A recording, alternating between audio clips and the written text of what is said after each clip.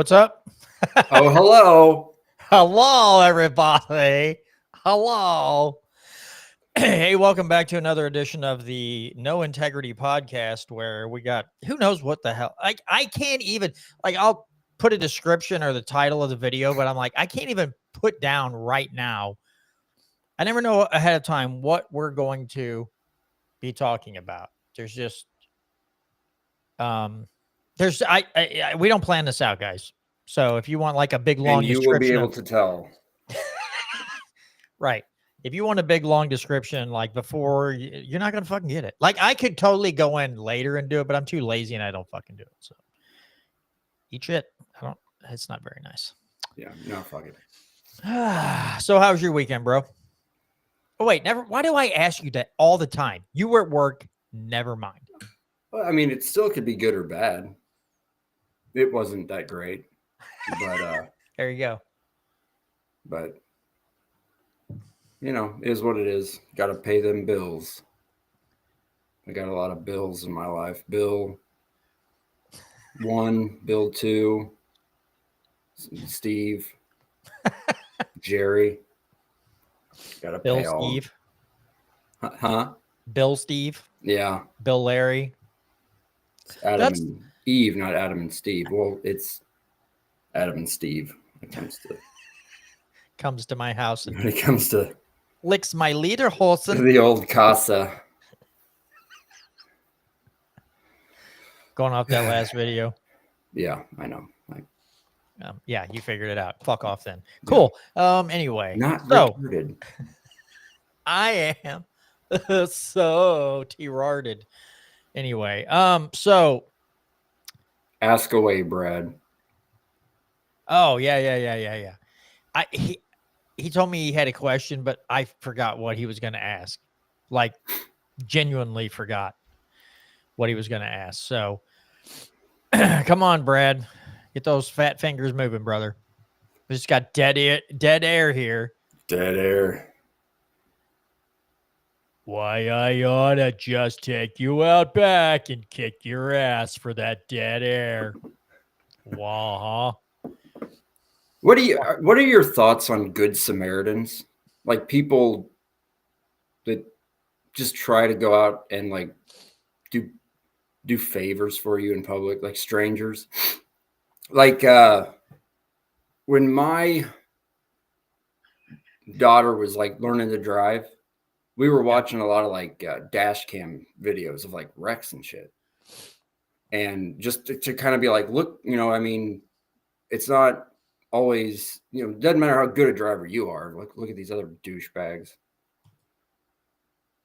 Why is the bathrooms at a construction site called porta-johns? I don't know, Brad. But anyway, they we're not going to wait for the punchline because I know it's going to be shit. Listen. What was that one Nick Swartzen thing where he was on Norm Macdonald? Well, use your mouth like a toilet. Yeah. I'm coming in your butt. I love that.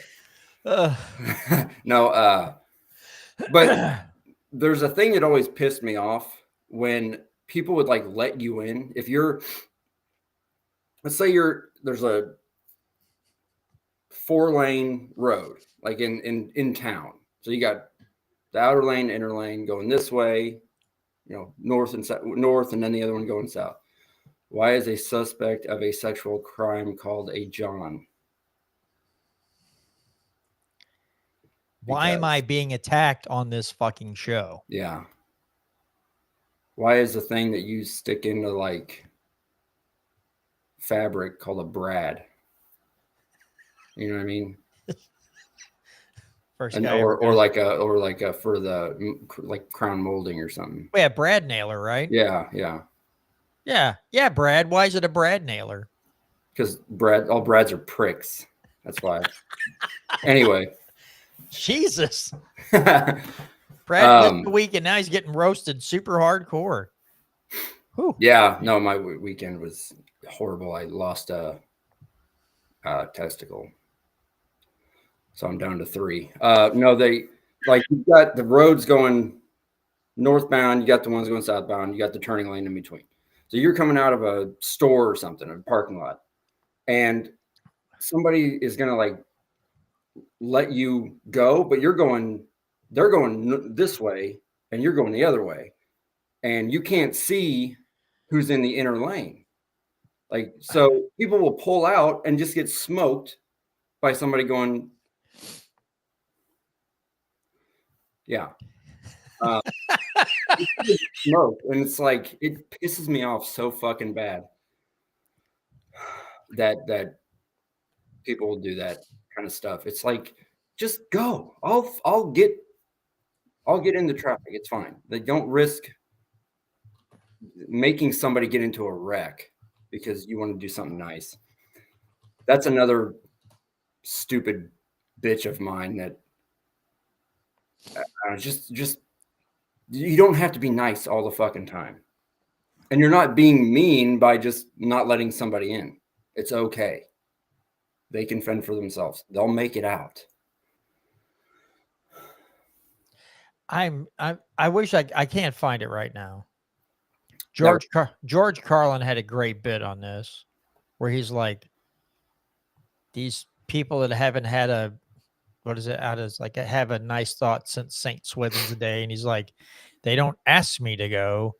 They tell me to go. Like, you go. And he's like, fuck you.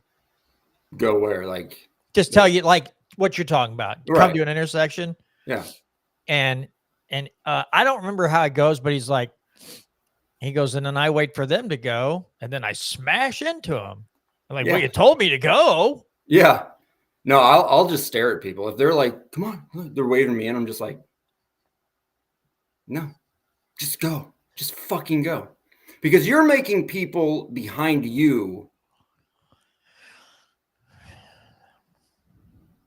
Oh shit, sorry. Must be storming here. I heard thunder. I thought somebody was in my house. But yeah, you're making the people behind you like hate me now. Like, not that I give a shit, but it's like, if I was them, I'd be like, God damn it, person, just go. Like, we have the right of way. We're more important than that douchebag that had to stop at the fucking quick sack to get him a pack of smokes and a fucking whatever. I've never heard of a fucking quick sack before. I think it was in like a song or something. Is that what people that George Jones? No, is that the people that have premature ejaculation? Is that nickname for them? Quick sack? Yeah. Oh, sorry. Whoa. Oh, that got away from me. No, okay, so I will be that person sometimes. If I see someone's been sitting there a long time and I come up, and there's not a lot of people behind me, but right, it's just space enough that I'm like, come on out. Yeah. I'll do that. Parking lot, sometimes I'll just wave somebody through, right? I don't mind, like the whole Good Samaritan thing, right? I don't mind Good Samaritans. Here's what I don't like. In this day and age, because everyone has a cell phone, even though they're doing something nice, they have to film it. And it's like, well, if you're going to do something nice for someone, you just do it. You don't have to record it. And that's enough, because other people see it. You just going, doing something nice, like, giving some homeless person a meal that's good for them, right? And then you just move on. You don't have somebody standing there with a phone, yeah, and pasting it all over social with media. Sappy music and look at me, aren't I great? You don't do that. You just go out and do things, and that's and it's like, if you do that, and you do happen to inspire other people to do the same thing, great, good for you. But just putting on the full production, it's like. Now there's that, but then if you're part of some like nonprofit, right, you almost have to do that to prove to people that you're going out and using their money to buy these things to help the less fortunate. So in that, because you have to be able to prove that you're doing it, or people are like, dude, I give you all this money, I never see shit. Yeah. Right. So you have to do that. there's too many people who are not part of organizations. They just go out and they do nice things, but they have to videotape it all the time. It's like, no, dude, that's not real. And it sounds like I'm being picky and douchey about this, but like charity is you just going out, helping someone out who's having a trouble, whatever way, you help them out and you go about your way. Other people might see you doing it, but you don't go bragging, you don't video it and post it all over the internet, because that's less charitable, because now it looks like you're doing it for clicks. And if you get enough clicks, then you're monetized by whatever channel you're on, right? Now, Right. again, if you get monetized and you take that money and you turn around and go do more good work sport with it, like, okay, like that, was it Mr. Beast or whatever, right? He goes to Africa and he pays to have like 20 or 30 wells drilled, so all these people can get water. And then people on the internet are like, oh, it's like, dude, what the fuck have you done for these people? And a goddamn thing. Why are you hating on this guy? So then you have the opposite. You have people hate on other people just because they're going out and they've made millions of dollars on YouTube and they choose to go out and do these really awesome things, and then you want to shit on them. Like, what are you doing? You know, they're just showing off. Yeah. Well, you know, literally. if you're if you're doing well, go dig in and help people that aren't doing well. And well, you know, sorry. No, you're good. I was stuck on the well thing. That's a deep subject, my friend. Well, go way down in that well. Yeah, it is. You'll be well on your way to another hole. I don't remember the name of the organization. Hands Across America. No, this one is not super well known. Tom Woods had like Feet Across America. Who? No, it was just Feet Across the Internet. That's the one you're thinking. Oh yeah, that's what I know. Tom Woods, he's a libertarian podcaster. He was donating to this organization. He had the guy that started the whole thing up like on his show a couple times. And so like, they're like, hey, we need, and they post all on their website. They just post like all the different things that you could donate to try to help complete. And when it's done, like they'll send emails out and they'll say, hey, check it out. It's now complete. You know, what do you guys think? Now, what's funny is, so this guy was like getting food to hungry people, building schools, doing this, doing that. He dies. He gets killed in his own home. I believe in his sleep. Did he fall down a well? No, he was in his house, and he wasn't like Buffalo Bill that had the well in his basement. He was actually a good guy. He wasn't trying to wear other people's skin. But the circumstances around his death were very strange. Like someone was taking out the competition, like literally. Because nicest guy on the face of earth, no reason. Nothing was stolen from his house, nothing. He just killed in his own home. Oh, is it probably the Clintons that did it? Probably. So there's he's got another guy that's kind of taken the mantle upon himself to go out and continue to do this. Man, I wish I could, but it sounded like an amazing outfit and, or, you know, an amazing organization. He wasn't doing it for the clicks and the likes. He was just doing it because he firmly believed in what he was doing. So it was really cool.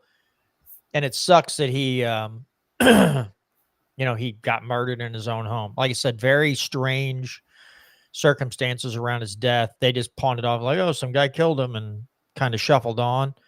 But it's like, this is very, and you know, there's nothing like that stood out where you're like, what the hell's going on here? But he was not thought. There were people in other organizations and other parties that weren't happy with him because he was so successful. So it's like somebody literally was taking out their competition. Very, very odd circumstances, but I've gone on too long about that. No, it is what it is. I'm sorry. I'm trying to like mess with the zoom on my camera. I can't remember Oh, okay. how to fucking do that. So But I mean, are you on the kind of the same roundabout, like as far as people that just go out to do it because it makes them feel good helping someone else and that's it? And you're like, that's cool. Are you with me? Like on the whole, like let's yeah, video just it all and oh yeah, for sure, absolutely. Like don't. Yeah, I don't understand all of that. Um,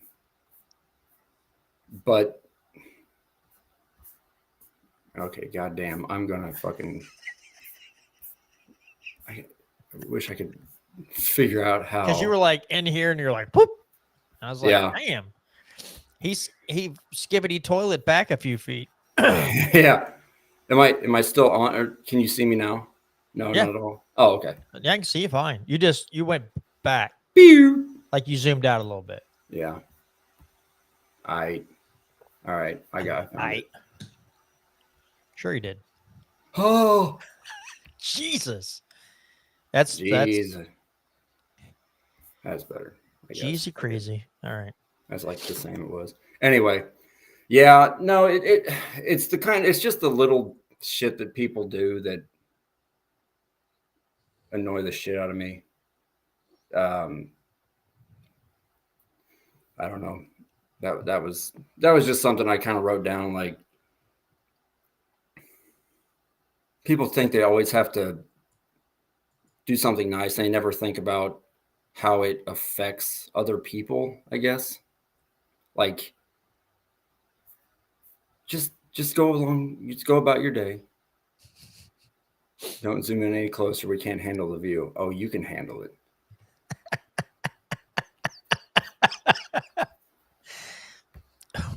One to see my pee-pee.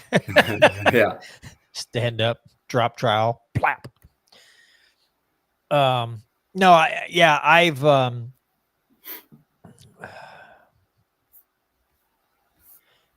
I said, there are people out there that I know they do good things and they talk about it a little bit, but when they talk about it, they like ask for donations just to make it better. And that's what they do. And all they do is they're like, hey, this is what we're trying to do right now. Um, if you guys want to donate, get more money together and go help out. And that's the extent of it. Not like, oh, look at me generous person. And you're like, oh, great. Good for you. Fucking psychopath. Yeah. And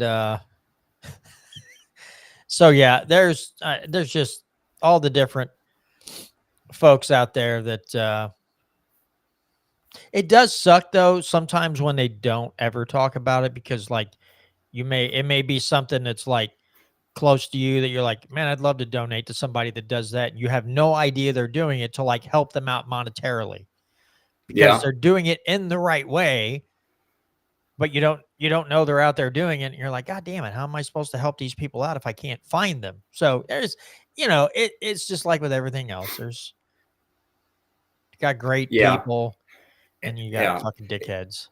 And you talk about charities. I was talking to somebody.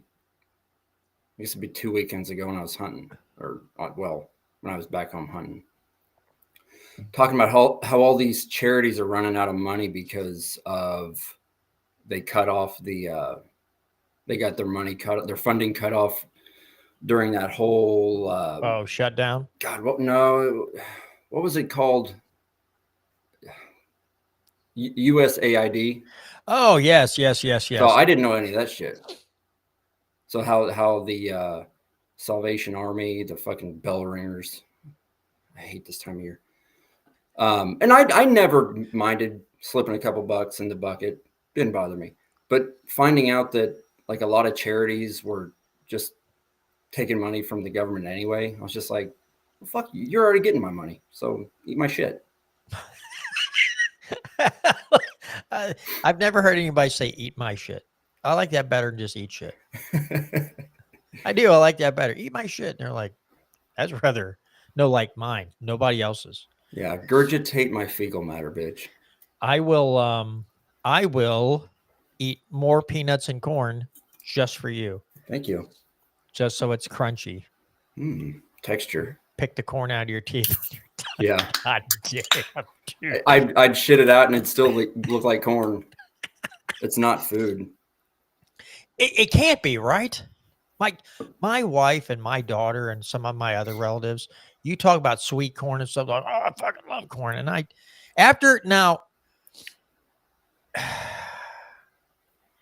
after I saw a video of somebody saying, like, bro, you eat corn, it looks like this, and then you shit it out and it looks the same. And you're like, yeah, what's the fucking point in eating it? Yeah. Like your body goes, What? like, this isn't popcorn. Get that shit out of here. Yeah, we can't digest this. This is just, I guess, like maybe back in the day, like maize and some of the original like corn, God. plants.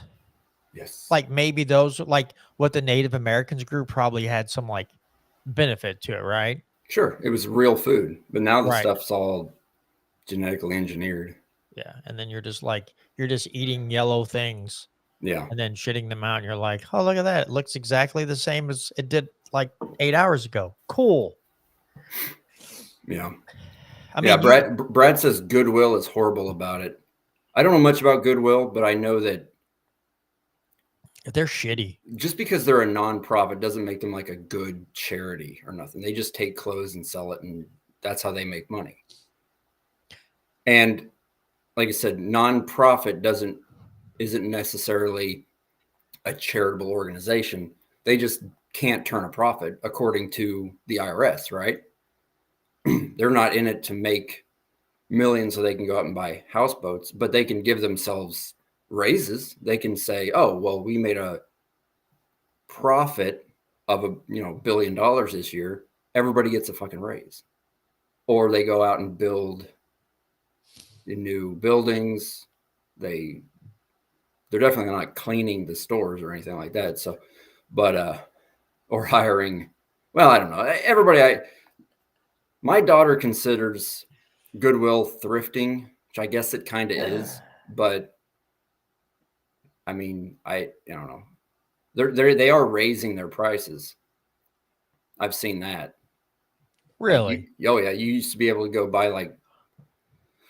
I've seen a lot of it on the internet. Like people are, putting the price tags of like pair of jeans on there. It's like, really, fucking $30 for a pair of used jeans or whatever. It's like, just because they were, 100 new doesn't mean like, I don't know. It's still like that's shady as they're fuck. Still getting greedy. But, oh yeah, you go in there, anything with Disney stuff on it is double the price.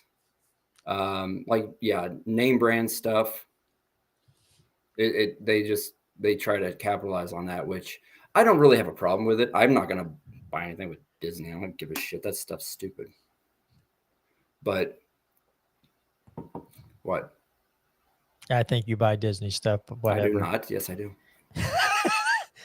Yes, I don't. You fuckers. No, I do. No, I do go to resale shops sometimes because I don't go to Goodwill generally. I go to other ones, especially when I would like look for like work jeans. I would just go in there and see what I could find instead of buying brand new pants, especially when I was like on the one side. Now, once I got into the clean area of the plant, I didn't worry about it. Right. It didn't get dirty. But when I was on in other ones, I'm like, yeah, not wearing these good pants to work. But I still go to resale shops once in a while because I'll find a pair of jeans that look like nobody ever wore the goddamn things. They just bought them and then like put them in a drawer and like, oh, fuck it, don't need those anymore.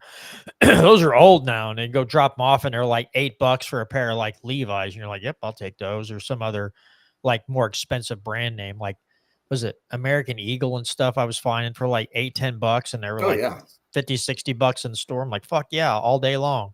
Yeah. But I remember years ago, I guess there was a hurricane that hit Texas. And there was one town, like the Red Cross just apparently just never came through there. And the mayor of the town was calling them the Red Lost. Mm-hmm. Because he's like, and the people like, the media's there that he's doing this thing. He's like, yeah, I call him the Red Lost because I haven't seen him. We haven't seen him anywhere. They must have got lost on their way here, and all these reporters and stuff are cracking up. But that is the thing. Like, I will admit that, like, this whole year, I was given so much a pay period to like the United Way, and then somebody's like, dude, they don't like their CEOs and stuff make pretty good money, and I was like, Yeah. oh, they're not getting any money next year. I'm just like, all right. You got me once, and then I didn't do enough research, but I'm not doing that. I'm not doing that shit again. You're not getting any more of my money. I would rather just go out, and if I saw somebody that needed it bad enough, just give them money directly. Which is God damn, that was leading me to another thought, and I'll be damned if I can remember what it is now. But oh, I remember what it was. Like the article that my co-host and I covered on last week's show, where this guy who ran for governor 2024 is running for St. Charles County commissioner or something, executive board. And he had like, so in 2024, there were ads going out and stuff like that, like asking for donations for Trump. But the money wasn't going to Trump, it was going to him. And there was another article, a guy from Nebraska had donated like 35 times, $1,000 and something dollars, and realized it was going all to this guy running for St. Charles County executive board. And he's like, I don't even know who this dude is. But he's running do you want to fight against illegal immigrants and blah, blah, blah, blah, blah. And they think they're donating to some thing. And then it just turns around. No, it's going to this guy in St. Charles County. He's like, who the fuck is that? And that's the thing where you're like, dude, pay attention better. Yeah.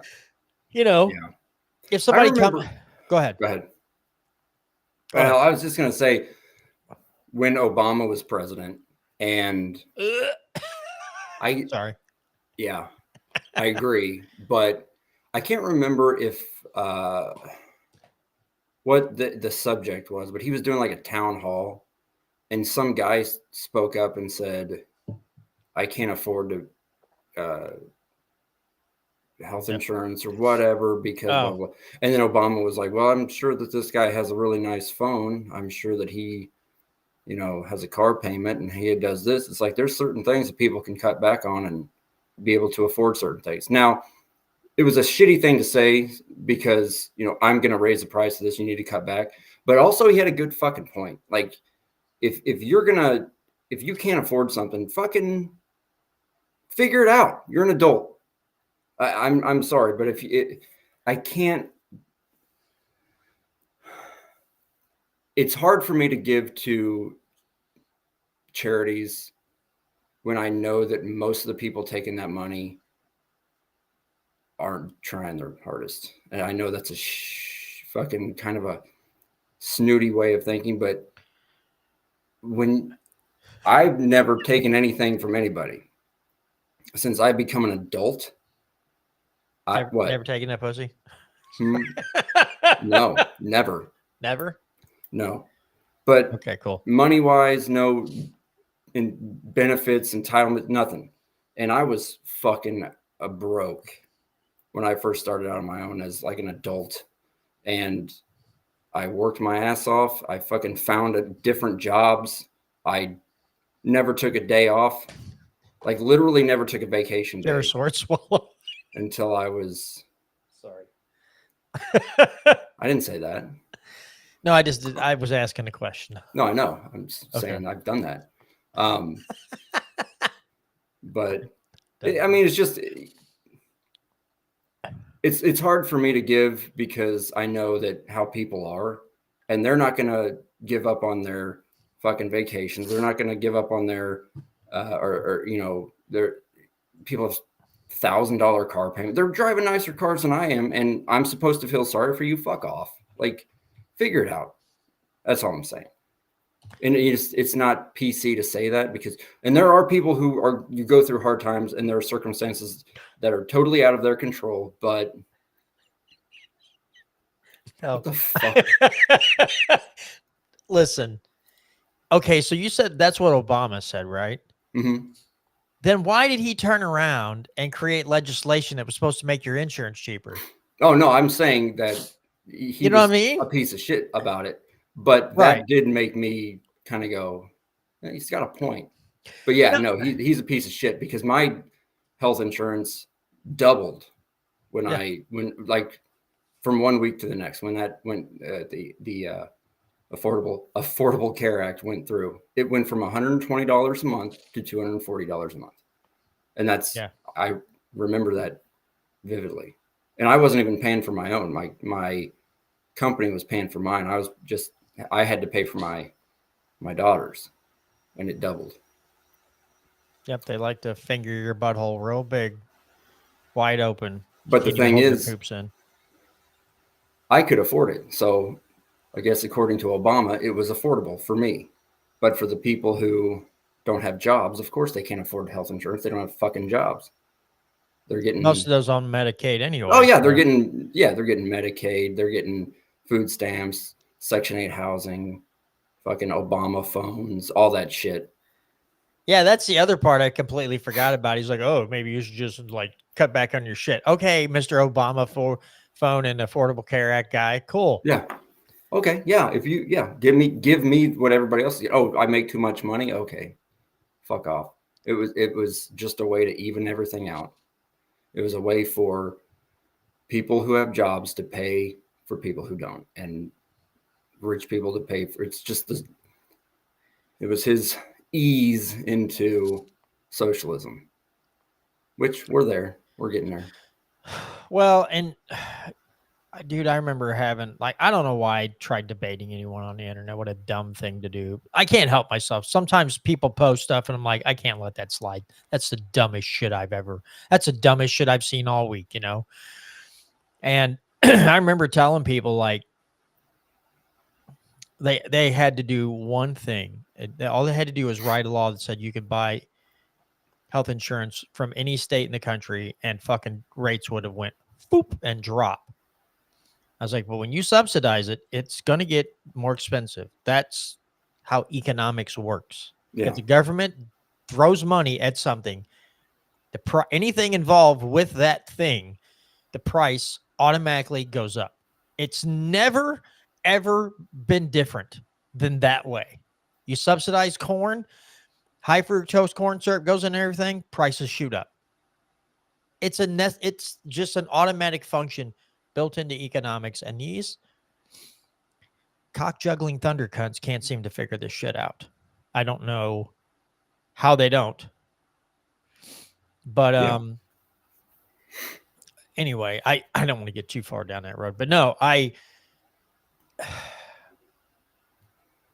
it is a thing though, right?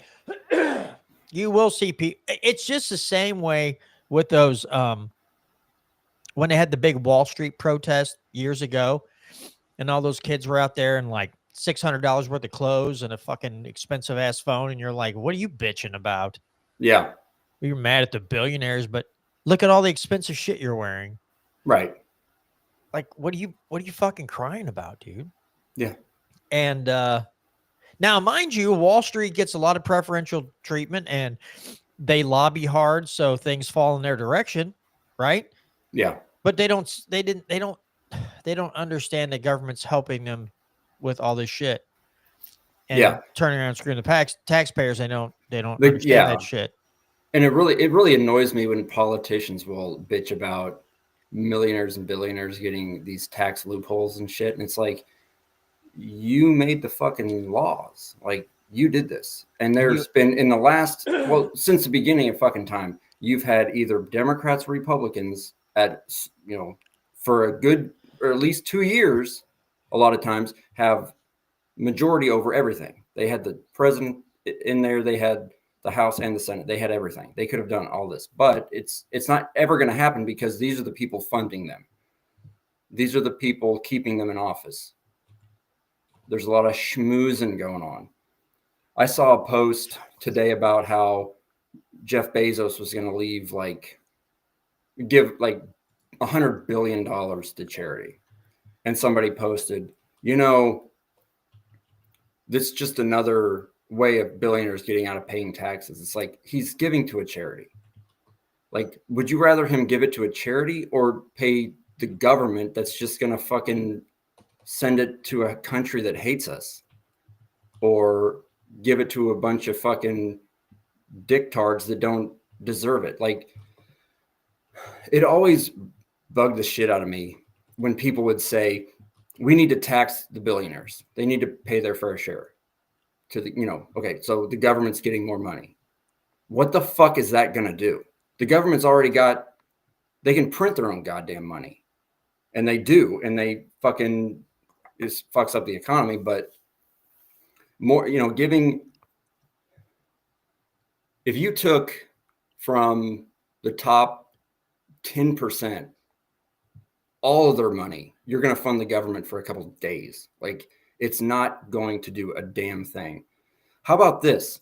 This is what always bugged me. Like, if you want to tax billionaires more, go for it. But lower the rest of us, the middle class, lower our tax rates. That's something I can get on board with. You raise billionaires' taxes by 1%, lower ours by 1%. Raise theirs by 5%, lower ours by 5%. Like, there's no reason that we should be paying. Like, nobody brings that up. It's just tax the rich. It's not going to do a damn thing.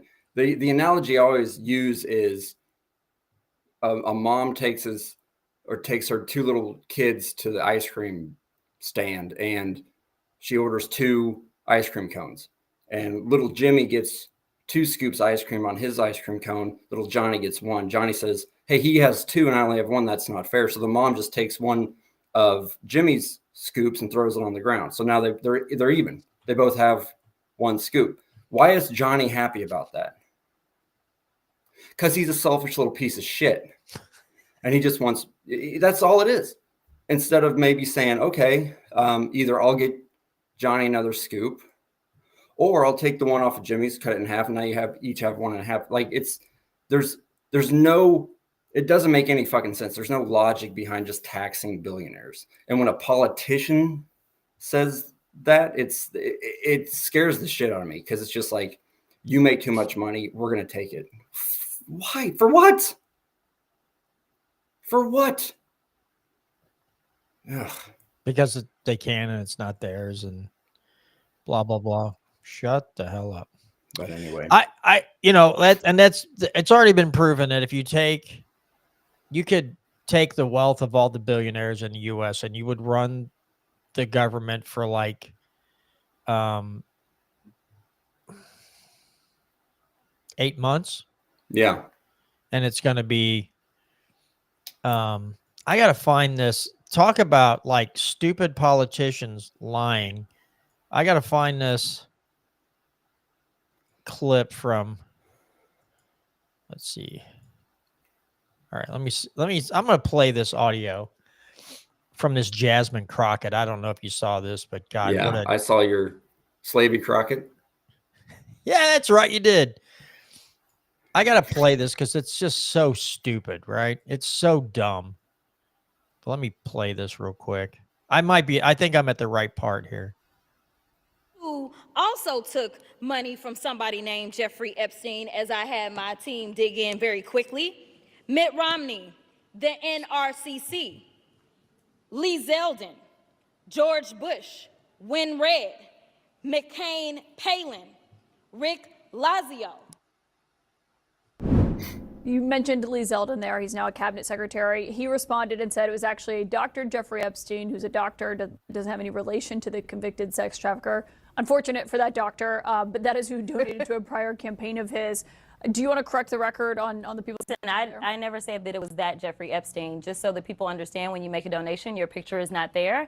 And because they decided. I'm sorry. When she starts talking, like, I just want to, you're not supposed to hit women. I want to slap her right in the suckhole when she lies through her freaking teeth like that. I'll play a little bit more, but God almighty, I don't know if I dumb piece of shit. Okay, never mind. Go ahead. To spring this on us in real time, I wanted the Republicans to think about what could potentially happen because I knew that they didn't even try to go through the FEC. So my team, what they did is they Googled, and that is specifically why I said a Jeffrey Epstein. Unlike Republicans, I at least don't go out and just tell lies. Because it was not the same one, that's fine. But when Lee Zeldin had something to say, all he had to say was it was a different Jeffrey Epstein. He admitted that he did receive donations from a Jeffrey Epstein, so at least I wasn't trying to mislead people. Now, have I dug in to find out who this doctor is? I have not. So I will trust and take what he says is that it wasn't that Jeffrey Epstein, but I was not attempting to mislead anybody.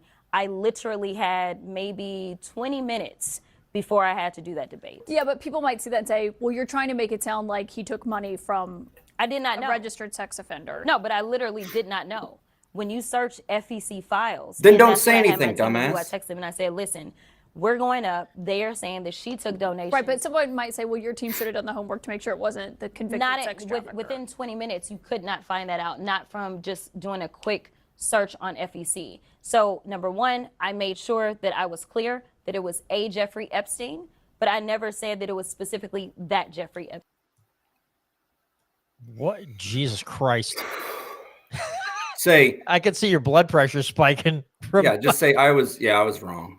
I didn't look into it. My bad. But, you know, these God other people damn, did dude. take money from Jeffrey Epstein, so blah, blah, blah. Well, did she name any Democrats that took money from him? Probably not. Anyway, fucking, ugh.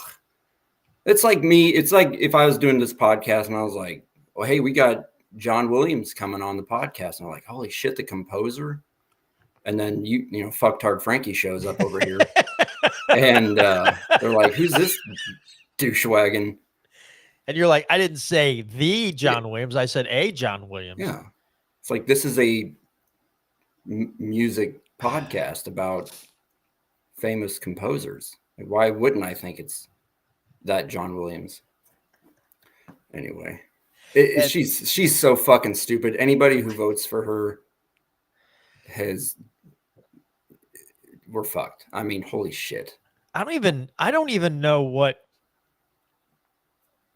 state she is a congresswoman from. I don't know. It's a state of denial.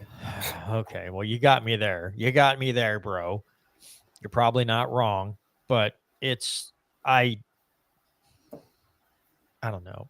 She just, like I said, she makes me want to punch her right in the suck hole. Fuck it. I'll just see what her. Yeah, I gotta see. Brad says you're a famous poser. I would go farther and say you are a famous composer. Oh, she's out of Texas. Wow, that's hard to believe. She must be from like the Austin, the liberal areas of Texas, the Austin and stuff like that. That district that's out of their fucking minds. It's just people like that in general, right? They just make your blood boil. They gaslight you, and you're like, I'm gonna end up on the 6 o'clock news if you don't shut the fuck up. Yeah, like, I'm gonna punch you right in the face. And dude, you know, here's another question: when you have someone do that, like on the air, like if you had to sit anywhere close to her in that chamber, I'd be over there with 2 cans of Lysol just spraying it. They're like, what are you doing? Like trying to keep whatever evil over there. I don't want that stupid. That stupid's contagious. I don't want to catch it. Yeah. So I'm going to sit here and just put a very slight amount of pressure on this Lysol can for the next several hours. It's just going to disperse. And if you cough, that's your fault. Lysol, spelled L-I-E. L-I-C-E. Yeah. L-I-C-E-A-L-L. Lysol. Yeah. Lies all the time. Oh, yeah. L-I-E-S. There you go. That's Yeah. better. I was talking about head lice, but Yeah. Lysol. That's, I like that better. Brad says, I course thought you do. political talk was tomorrow night. Well, I couldn't pass it up because we're talking about all these fake dumbass people. And I was like, you know what? Fuck it. I'll put her dumbass up there. She can talk a bunch of BS. And you know what the worst part of that? There were probably people at home like, you go, Yeah, girl. she didn't say it was that, Jeffrey Epstein. You know she totally meant that Fuck fucking joke. yes. Why would Fuck she be talking about anybody else? God, fucking idiot. I can see Brad's all pissed off now. Yeah. It wasn't my intent, but it's hard not to get angry at that. Okay, so another topic that I wanted to talk about. We've both heard people say this, especially older folks are like, we should go back to the way it was in the 50s or the 60s or the 80s, or whatever. And you want to go, do you want like the whole thing? Like no cell phones, no cool technology? You want it like exactly like it was in the 80s? Or do you want the 80s like economics where you weren't taxed so badly and all this crap and all the cool tech? I just wonder which one it is. I never ask, right? Because I think someone would be like, I don't even want the cell phone anymore. I'm like, okay. I can get rid of it then. Cell phones are a blessing and a curse, right? Because they're just listening to you, everything you say, and this thing's, whether it's turned on or off, they're listening on your shit, right? You got a world of information in your hand, though. Like you can look up almost anything and find an answer. You Google shit like, oh, I don't know what it is. I need to fix this, but I'm not sure. I'll just go on YouTube and it'll be a fucking video. Oh, look, I fixed it myself and saved myself money or whatever. There's just like a whole host of things. And it makes me wonder, do they want everything from those years or do they just want the like economics wise of it where times were simpler and I don't know. Some people probably want to go back to owning people or beating the crap out of certain people. That I sure do miss that. Like easy, buddy. We don't do that anymore. It's 2020s. It's kind of like an old relationship. You like look back at an old girlfriend and you think about like some of the good times, but you never think about when she was like being a bitch or, you know what I mean? Like, because then you start, I'll start like, oh man, that was kind of nice. And she was blah, blah, blah. And then it's just like that one time she fucking was a total see you next Tuesday. And you're just like, oh yeah, fuck, that's why we broke up. Fuck That's that. why I'm fucking done with that shit. But yeah, it's like boomers. They're always reminiscing about the good old days. And, they're always collecting stuff from like their childhood, like Coca-Cola memorabilia and Elvis, posters and shit like that. And the music of Woodstock, it's just like, I mean, there's nothing wrong with that music, but like, get with the time. It's like people who are stuck in the past are just pathetic. I don't know. It's weird. And the thing is, like, if you think times are worse now, it's like, I remember my dad showing me a, what's it called? Amortization chart.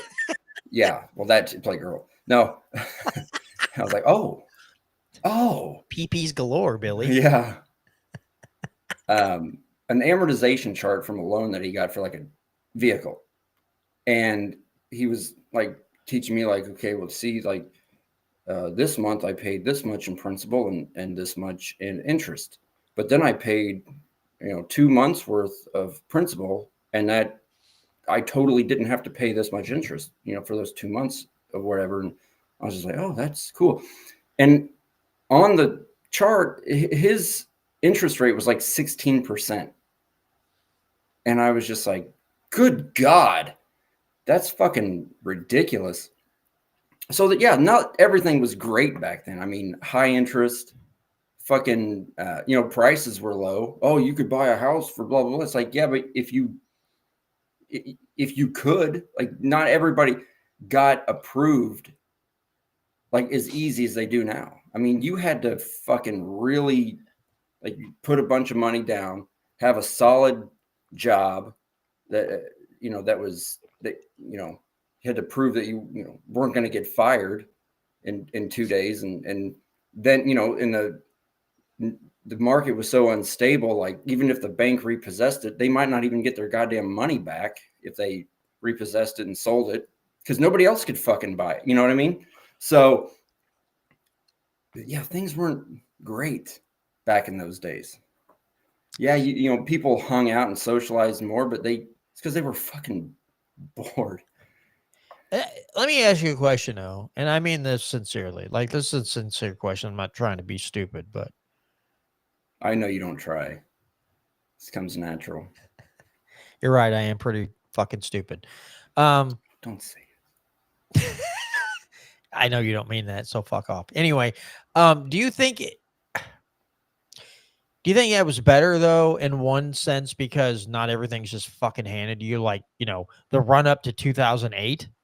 Because it is, you make $175,000 a year between you and your wife, or, whatever, but we'll give you a loan on a $400,000 house and with an adjustable rate mortgage. And of course, now that also goes to the dumb people, like, cool, right? But they made it too easy to get a fucking house, and look what that did. So would it be better if it's more now? Today's world, of course, it's because they've tinkered with the goddamn market so bad they fucked everything up, and now everything's artificially high. But let's say no one's tinkering with interest rates and no one's artificially like propping up house prices and everything else. But let's just say back in those days you didn't have that type of shit. It was just harder to get a house and buy a house. Do you think that would actually be better, though, instead of what you have now, where people are artificially propping all these people up, or like tricking them into buying a fucking house that they really shouldn't buy to begin with, and then collapsing the whole goddamn thing? Do you think that's actually better? Somewhere in between would be nice. Yeah. Right. Like when I bought my house, it was 2013. So it was after the crash, but it was still on my mind, even though during the crash I had nothing to lose, so it didn't really affect me. I was already fucking broke. But I bought my house for $68,000 with a 3.3% interest rate, and it still scared the shit out of me. Like I was just like, oh shit, I can't, like this is fucking scary. And but looking back, that was a good time, for compared to what was before that and what came after. So like I said, kind of like an in between us. In between us, the weenus. Yeah. I don't know. Again, sometimes, I mean, it's nice to have things this easy, right? But then people like lose sight of how easy they have it, and they find the dumbest things to bitch about. And you're like, fucking goddamn it, you're crying about the dumbest shit. Now I catch myself doing that shit all the time. Waiting for hot water in my sink, like my faucet, drives me insane. But then I go, hey motherfucker, you have hot water. You might have to wait 30 seconds. Fucking big whoop. The first world problem of having to wait for hot water. Well, my thing's more like the super dumb shit, right? Like people just feel like they're entitled to everything. Oh yeah. Like for sure. Well, I fucking deserve that. Like, do you really deserve it?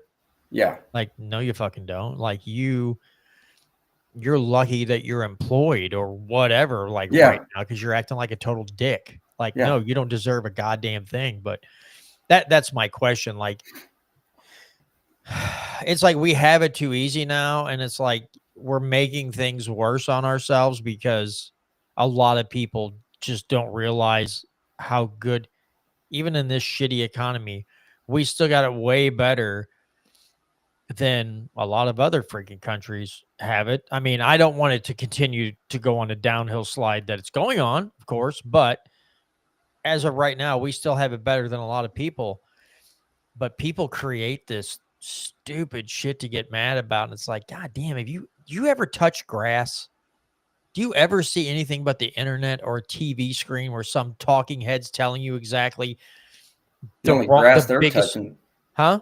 the only grass they're touching, they're smoking. And it's not even the good shit, right? Because you should be totally like non-stressed out if you're smoking the good shit, right? So they're smoking ditchweed or something. I don't know, but it's just it's shit. It's like I'm like, fuck off. Like again, you could just go back, to time like when this country was going through major wars and shit. Go through what those people went through. It's just like people who are big into communism, and you're like, fucking go to a communist country, and we'll force you to stay there for at least a year, and then you come back and you tell us how awesome it was. If you I can bet you come fucking back. won't. Yeah, I if bet you don't you get fucking killed won't. Right. For complaining. Thinking about the old days and trying to get people like just eating and stuff was a thing, or being a parent and getting your fucking kids to eat. I'm gonna play this Louis C.K. bit here, a little bit of this. I actually remembered to share the audio this time too, so that's cool.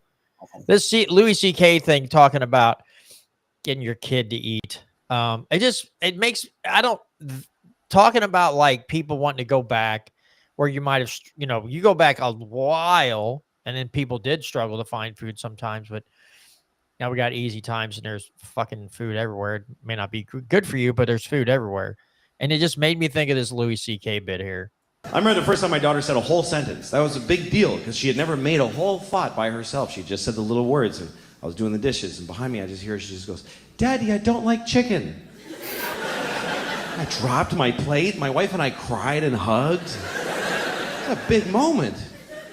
A week later, I'm making dinner. She goes, "Daddy, I don't like chicken." Well, we're fucking having chicken. What are you talking about? I don't like chicken. I don't like you, okay? I don't like you. I don't like people that make me work and don't appreciate what I make for them. You don't like chicken? Make whatever the fuck you want then. Get out of your shitty little plastic chair and make your own dinner. Whatever it is you want so much. I don't like chicken. You'll like the chicken when I shove it up your ass, because that's where it's going if you don't eat it. Seriously. I will grind it up in the Cuisinart and then blow it up your ass with a straw. I gotta feed her. She's gotta eat. When your kid won't eat, you just go crazy because you have a physical need to feed them. It's an instinct. And when they're sitting there just looking at their food, you're like, just fucking eat it! You'll die, you idiot! Eat the food!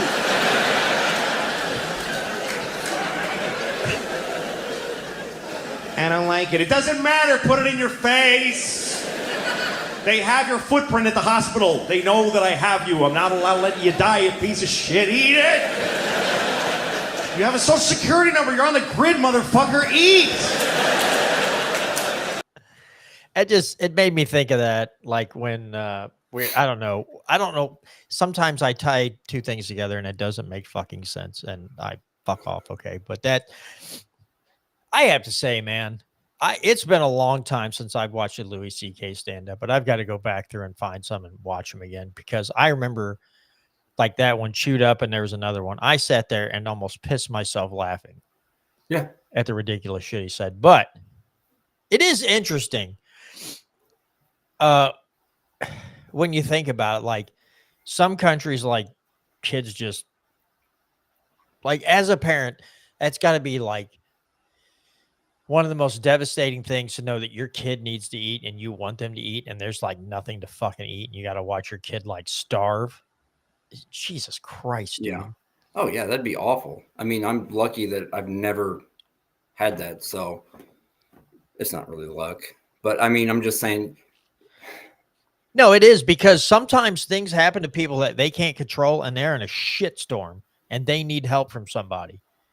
Right. Like they need to help feeding their kids and stuff like that. That shit's kind of inevitable, right? But some people just choose to be fucking lazy and have 10 kids and be like, expect us to take care of them all, and that's totally fucking different. Yeah, who's gonna feed my kids? You? I don't know. Yeah. A piece of shit? Yeah. But I don't know. Like I said, sometimes I sit and look and I'm just like, God damn, people got it way too fucking easy. Yeah.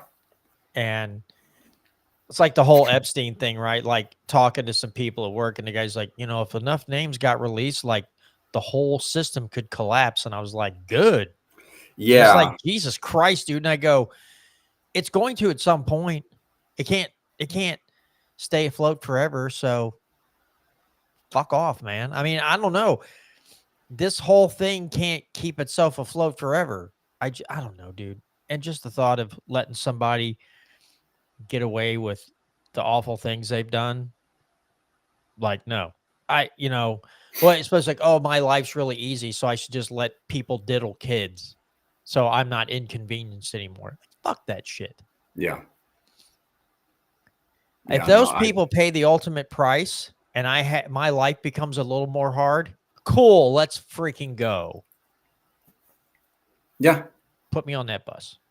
Right. The shortest one. Right. I mean, I've been on that bus forever, so it's not an inconvenience for me. I'm used to riding that bad bitch. Right. They go faster because there's less weight, so I just get to work faster than the rest of you motherfuckers do. So well, I mean, unless it's full of occupants, and the weight of their fucking heads is gonna fucking slow it down. Was it? I saw a video the other day, and it's like pettiest reasons you've not gone out with a person again. And one guy's like, her forehead was so big she could smoke cigarettes in the rain. And I was like, damn, dude. Damn. I saw another one the other day is like, awful reason you stopped dating someone or something like that. The guy, this girl's like, guy was cooking a meal, but his hands kept getting dirty from rolling his wheelchair around. And the guys reading it were like, everybody was trying not to laugh their ass off because, like, you're such an asshole.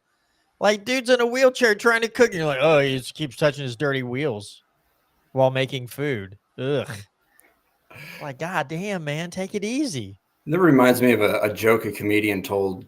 I can't remember her name, but she said that she dated a guy in a wheelchair and their favorite sex position was 69. And she called it Meals on Wheels.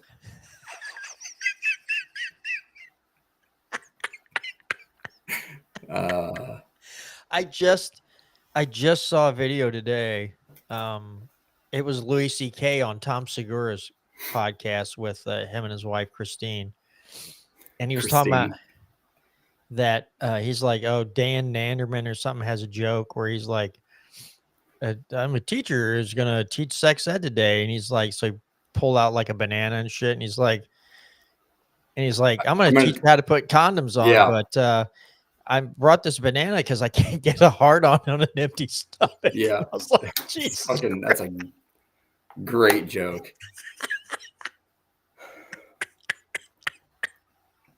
Can you imagine saying that in front of a fucking class, dude? Oh my God. That's fucking insane. Speaking of saying, kids are like, what the fuck did he just say? Saying inappropriate stuff in, like professional settings or, settings you're not supposed to say inappropriate shit.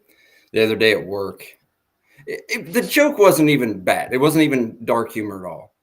But apparently, so somebody was talking, a manager was talking to another supervisor. And apparently there used to be a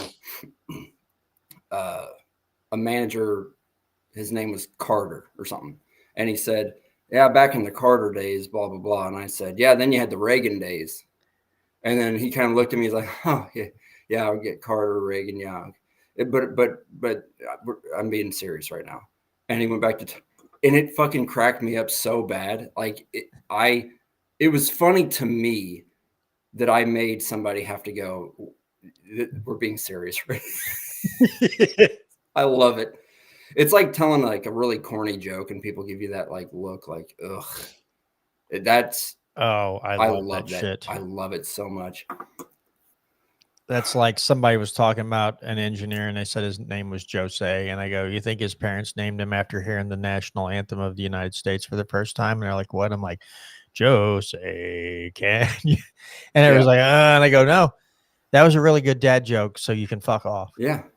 I mean, I don't remember if I told you this or not. We were in a meeting the other day and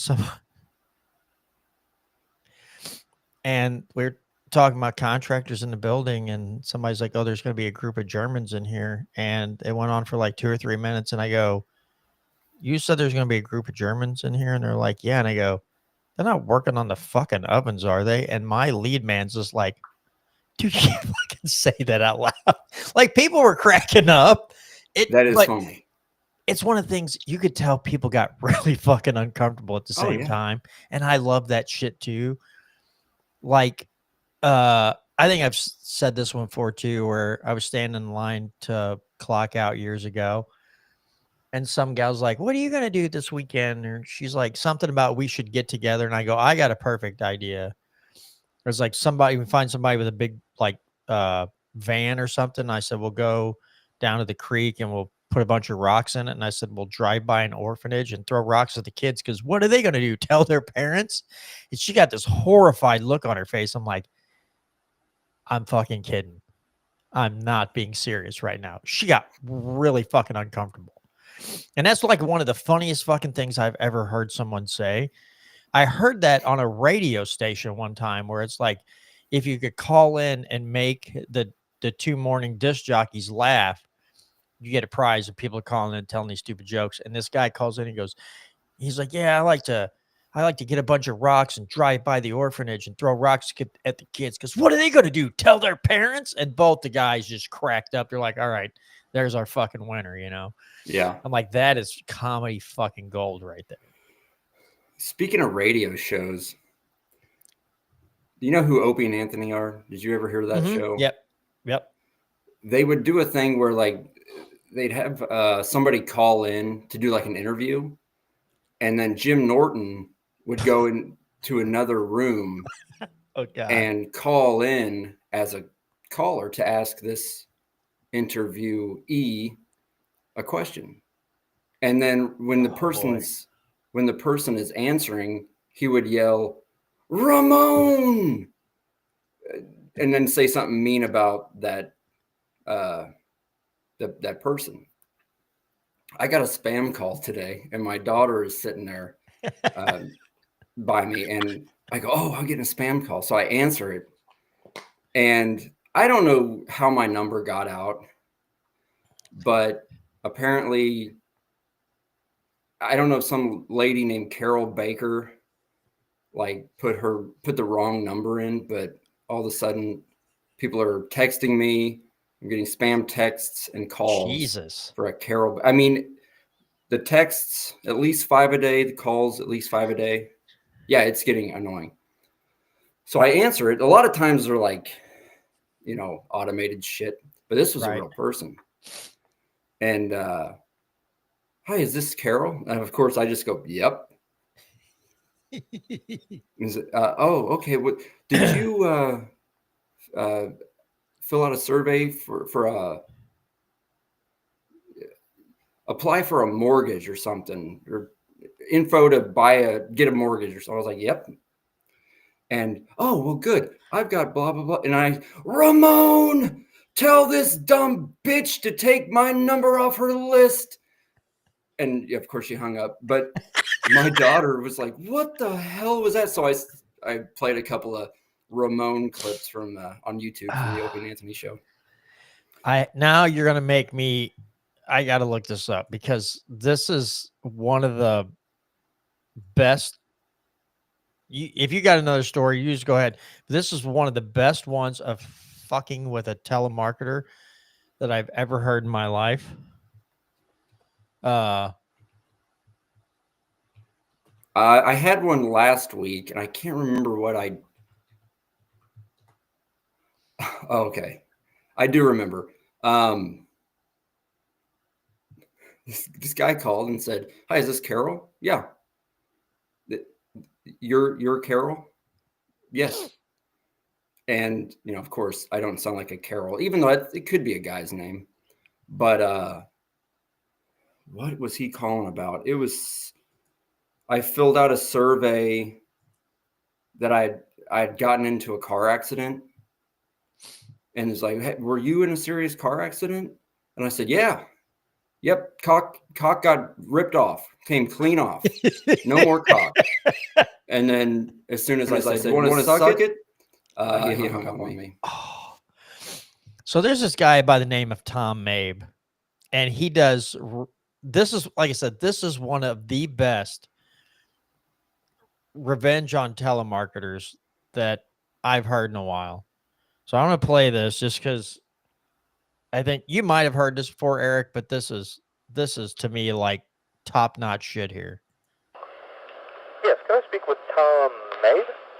Who's calling? Well, this is Mike Stewart with Network.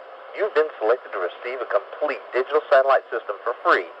With this, you're going to... Let me ask you something. Did you know Tom Mabe? Were you a friend of his? No, I'm not. I'm just calling to... Hold that thought. Hold on 1 second, all right? Hey, guys, get really good pictures of the body. Yeah, and dust everything down for prints. Mike, you there? Yeah. Let me bring you up to speed. You've actually called a murder scene. Mr. Mabe is no longer with us. I'm Officer Clark. I'm conducting a homicide investigation. I want to ask you a series of questions. First of all, what was the nature of the business you had with Tom Mabe? I had no business with him. I'm sorry to bother. No, hey, hold on. Look, I want to ask you to stay on the phone. This call's already been traced, and we may need you to come in for further questioning. Just, Steve, you don't understand. I'm just calling on... No, look, you don't understand. Unless you want to be charged with obstruction of justice, it's imperative you keep your ass on the phone, Mike.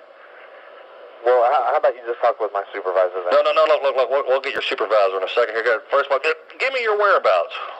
I'm at work. You're at work? Yes. You being a smartass? No, sir. Let me put it to you this way, Mike. Say I wanted to mail your ass a letter.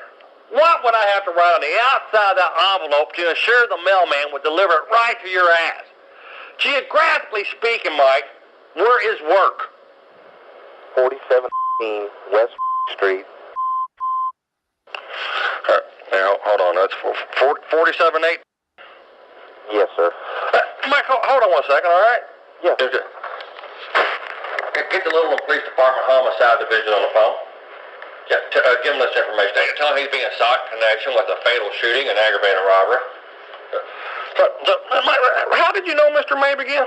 Well, wait, you're calling the Littleton Police Department? I'm hundreds of miles away. I don't even know the guy. I'm in Colorado. Don't let that scare you. That's just a formality. I mean, have you ever been to his place of residence? No. All right, and tell me again, Mike, where were you last night between the hours of 8 and 10? I'm not feeling real comfortable about any of this. Have you even ever spoken with Mr. Mabe, Mike? No, I haven't. I don't even know the guy. That's what I've been trying to tell you. Okay, just calm down. Hold on. Look, just back up. I got one more question for you, Mike. As you well know, I'm sure, Mr. Mabe was a flaming homosexual. And there's no easy way of asking that. I don't want to embarrass you or nothing, but were you his gay lover? What? No. What the hell kind of a question? Look. If gay is your way, that's okay. I still know there's a lot of you gay people in the closet. I'm not saying I haven't thought about myself, you know. Say I was in Las Vegas or something, by a couple drinks, cute little Mexican midget. This is ridiculous. Caleb? Perfect. So yeah, I as you probably know, Mr. Mabe was a flaming homosexual. There's another one where so you know how irritating like calling customer service is, and so he has this black friend on another line, and he's calling AT&T, and he's talking about every time I talk on the phone, I hear an echo. Well, his black friend would also say something, but he'd say it more like Ebonics. So the gal's like, I don't know. She's kind of like you can tell she's like, she doesn't have time. She doesn't want to fuck with these two guys or whatever.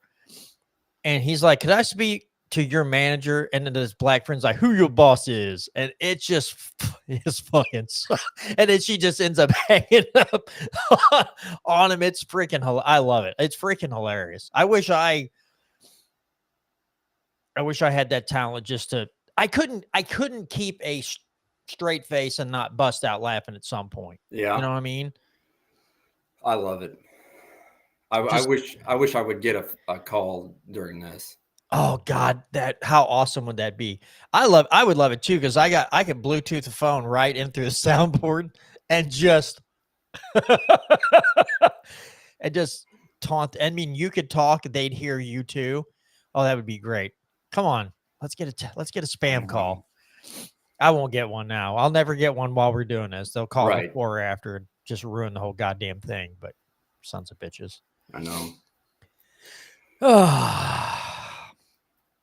Okay. I know you got other shit you want to talk about, Eric. What is it?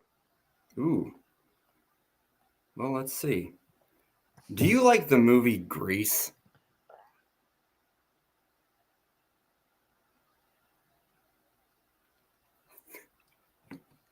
Are you trying to think of the right answer? No, I can't. Why are you asking me that question? I don't know. It seems like some people love it and other people hate it. Well, now that brings me to another video. And I don't know if before we go any further, I'm going to play. You can play the Sam Jackson shut video. up. God dang it, that's loud as hell. Give me a second, because did you know that Samuel L. Jackson was actually in Grease?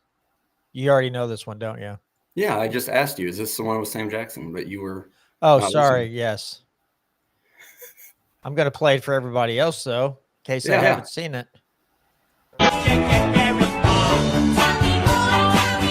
Does he look like a bitch?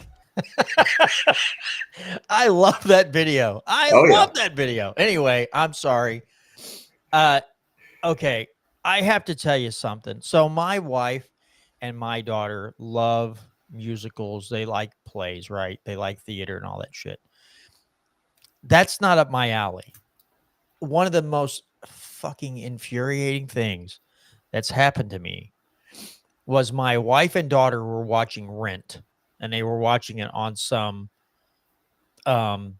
streaming service, right? And there's the Rent song, the main theme song to the show. Everyone has AIDS. No, not that one. Like, how are we going to pay this year's rent or this month's rent or something like. Anyway, so I just happen to walk through the living room as they're watching it, and I catch that song, like 20 seconds of that song. I go to work, and I'm on second shift at that time, and I'm sitting there running a machine, and that fucking song gets in my head on a loop. And I when I got home, I told my wife, is like, listen, if you're going to watch that shit anymore, you have to tell me, so I don't even come down near that goddamn room until it's over. She's like, what's your problem? I go, that song was just in a loop in my head for half the night. I wanted to kill myself right there. Just taste what 9mm, find out what 9mm tastes like. Jesus Christ, that was horrible.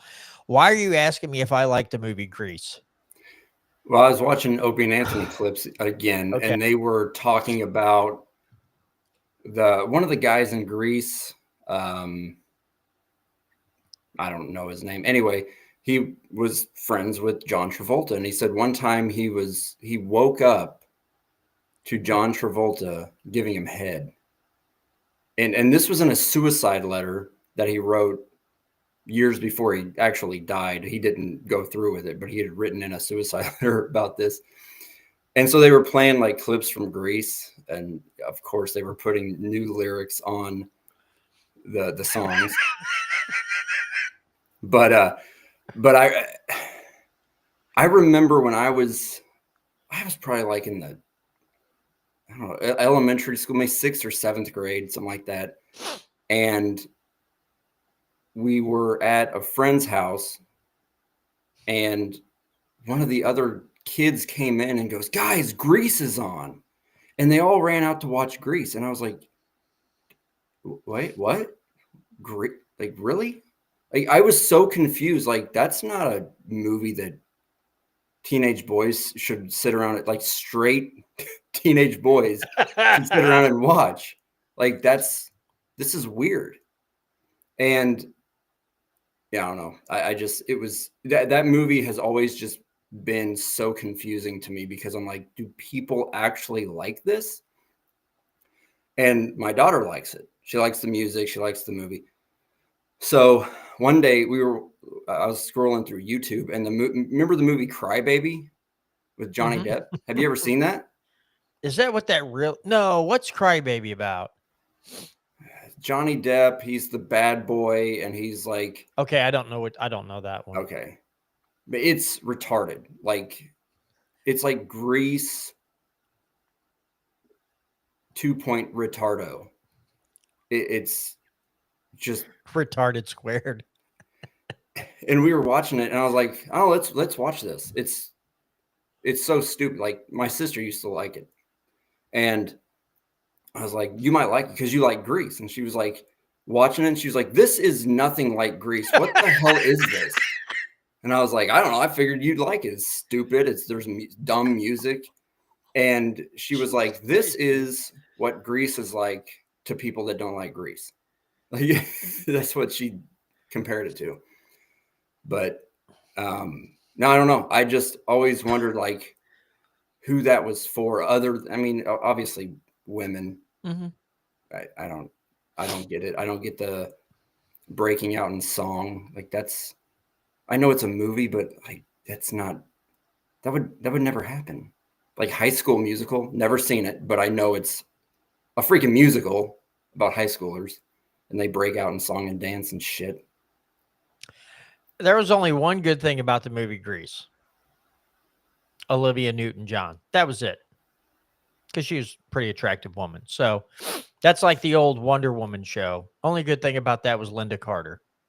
Right. She was hot as hell. It does. Here's something weird that I've noticed, right? Like, I go back and I see pictures of actresses from, like, it could be the 40s, 50s, 60s, 70s, 80s, right? And then back then I was like, they're all right. But now I'm like, I find them more attractive than I did when I was younger, because I'm like, oh, that's what women actually look like without 14,000 pounds of makeup and a bunch of fucking alterations. Yeah. And they were actually smoke shows, a whole bunch of them back then. Like, Jesus Christ. I used to think these are like, now I'm like, these women are way more attractive than a lot of the women nowadays, right?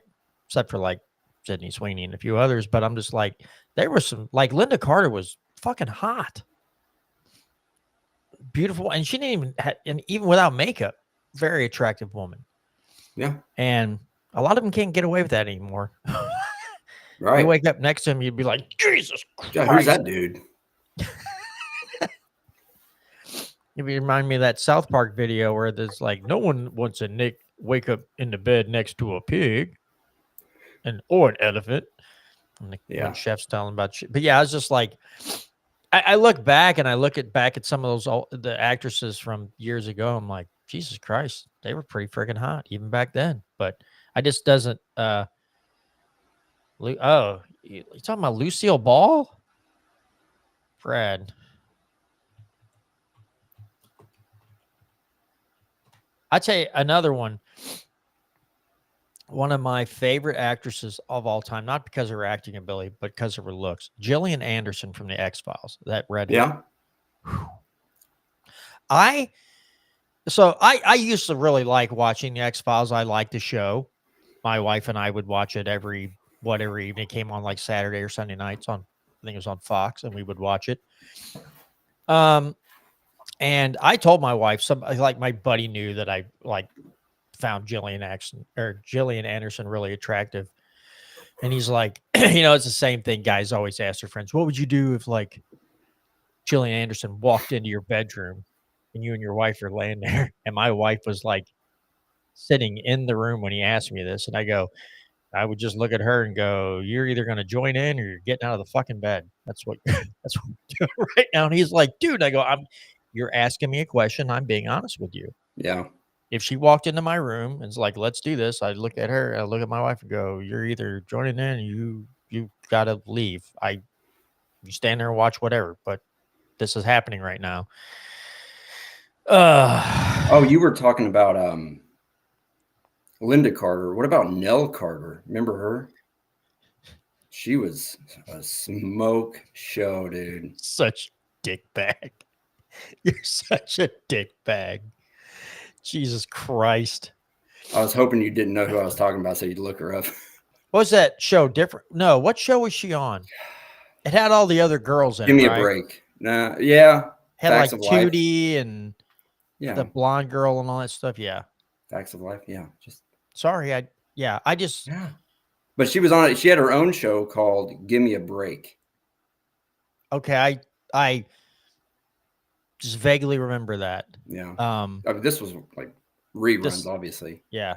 When I was But yeah, I remember what, dude. What the fuck happened to sitcoms? They suck now. I didn't even know they were still a thing. There's still some out there, but it's just like going back to like Seinfeld and some of those, like that shit. Like MASH. I loved watching MASH. MASH was fucking hilarious back in the day. And this shit they try to pass off as comedy shows now, it's like this shit's not even close to funny. It's fucking horrible. Like one every 20 shows you might see some one funny thing, and the rest of it you're like, God damn. Did you ever watch The Big Bang Theory? I never thought it was super funny. It was not funny at all. There were a few clips that I've seen that were kind of funny, but nothing like I said, like Seinfeld and some of that shit. Like, yeah, Seinfeld. I didn't know MASH was supposed to be funny. Oh, I never really watched it much, but there were some genuinely funny parts in that show when some of those surgeons would fuck with like Winchester and some of those, and I can't remember Houlihan, the female nurse. Oh, there was some funny shit in some of those shows because, God, Alan Alda and the other doctor would just harass those two fucking half the show and just get them all fucking bent out of shape. So MASH was fantastic back in the day. And like I said, I'm a big Seinfeld fan, and like Friends was okay sometimes. It could be pretty funny. But Seinfeld's like up there. I still go back and I just watch clips of Seinfeld. Oh, Seinfeld's will always be funny, I think. Yeah. Michael Richardson and some of those guys. Jesus Christ, man. Yeah. Too bad he went ballistic on stage and yelled at the N-word. Yeah. Kind of. Yeah. Hot Hands Houlihan. Yep. But yeah, it just sucks, man, that the shit they try to pass off as TV now.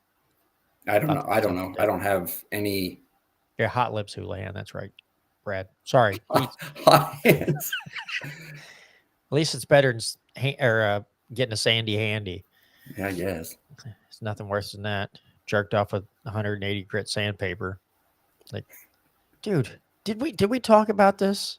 I hope not. What the fuck? We didn't talk about this on a show, right? Like when you're growing up, getting handies from certain girls, and it's like they're just trying to take off like the top 3 layers of skin on your dick, and it hurts so bad, and you're like, what? It's like, what are you doing? Are you trying to murder the fucking thing? Yeah. I'm just glad nobody ever did the ketchup bottle to me. I probably would that might have actually turned me gay. I might have been like, that's it, I'm done.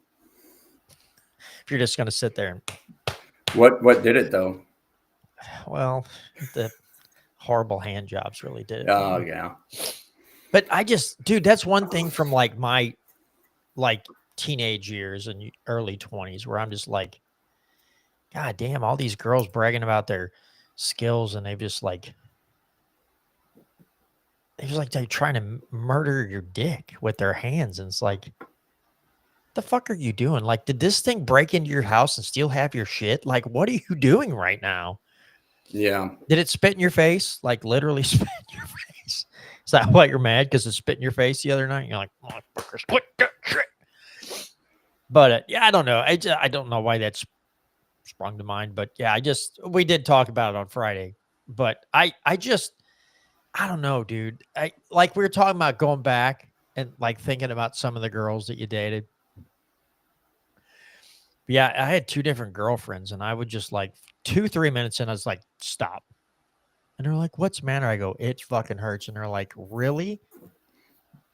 And I'm like, yeah, really? You think I'd make this up? You have your hand on my dick. Like, why would I be like, this is the most horrible thing ever? Unless you're really doing it way wrong. Yeah. And you're just destroying. No, no, Brad, you're wrong. Yeah. Nope, he's wrong. That's wrong. That's wrong. I'm just calling that out. That is wrong. If I feel like if there was one tiny bit of vapor from gasoline anywhere close to that hand job, that everything would have burst into flames, I'll take it. I'll take an L. I'll be like, nope, I'm cool. I'm tapping out. Like if there's enough friction from your hand job that my dick feels like it's on fire, and then like someone's like filling up a gas can and the vapors get close to my dick and it just goes, no, I don't want one. It's not safe. I feel like I have to, the one girl, I felt like after I went home, I needed to pull my pants down and apologize to my dick. Like, dude, I'm really sorry that happened to you, and I will never let that happen again.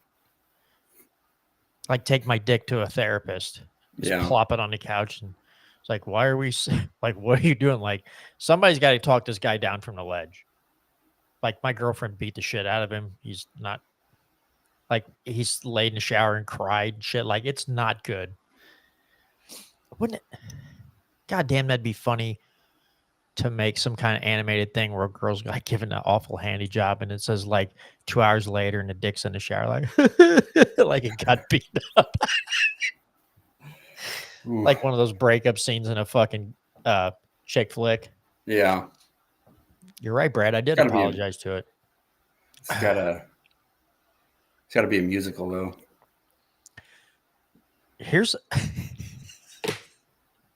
tell me more. Yeah. So I remember when I had to tell me more. Did she grip it like this? Tell me more. Does it hurt to piss? Uh-huh. Yes, it does. Yes, it does. Bad handies hurting my dick. No summer night. Can't hit the high notes anymore.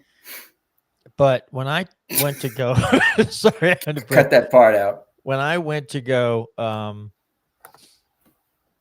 do the physical to start working at the place I work at now, I had Skeletor's wife as my doctor. So generally, when they do the hernia test, someone grabs your balls and squeezes and says, cough. Not this woman. Not this woman. She took her cold, skeletalized finger and just like pushed it up at the base of my nutsack and pushed up in there and told me to cough. I was horrified.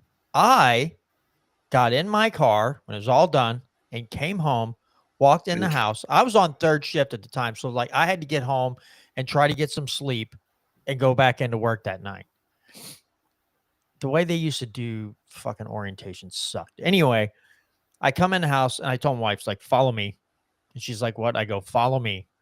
And we walk into our bedroom and I just drop my pants. I go, touch it. And she's like, excuse me. I go, touch it now. And she like put her hand out and like did this, you know? And she goes, can I ask why you did that or why you had me do that? And I go, I just got molested by Skeletor's wife. And I said I needed a different hand on it so I could go to sleep and not wake up screaming from a fucking nightmare. She's like, what are you talking about? And I told her, and she's like, really? And I go, yeah, really? Do I always walk in a house horrified? That look on my face like I just got raped by a skeleton finger every time I come home? No, I'm serious. Like, that was, she just looked pissed off. And then I was talking to other people like, oh no, she's been a doctor that's been doing physicals for years and she's always done it like that. I'm like, was she married? And then the guy like cheated on her. So like, she's like, from now on, every physical I do, when I go do the hernia check, I'm just going to stick my cold fucking skeletal finger up there and just, I was like, I was like, if I ever have to go back to that woman and she does that again, I'm probably going to end up fucking slapping her and getting hauled off by police. And they're like, what happened? Like, you ever had someone take their old Skeletor finger and just like go blap up in your nutsack? Like, no, well, she did. I bet you they might drop the charges. They might be like, I think that's justifiable. We'll go have a talk with her about this. And I'm just going to write in a little short note to Brad here. But yeah, that's the worst physical I've ever been through. And it was just that 20 seconds of that. And it's like, do I know you? Like, have I talked back to you? I call you names. Like, why did you do that like that? I could, like, it literally broke my brain. Because ugly old lady knew she was going to touch my balls, and I'm like, not looking forward to this. And then she just like finger banged my scrot, just blam. And I was like, okay, someone needs to lose their license and not be able to practice medicine anymore. Right. Just assaulting my crinkly bag of skin. That's not cool. You fucked up my balloon knot. Oh God. Any other topics?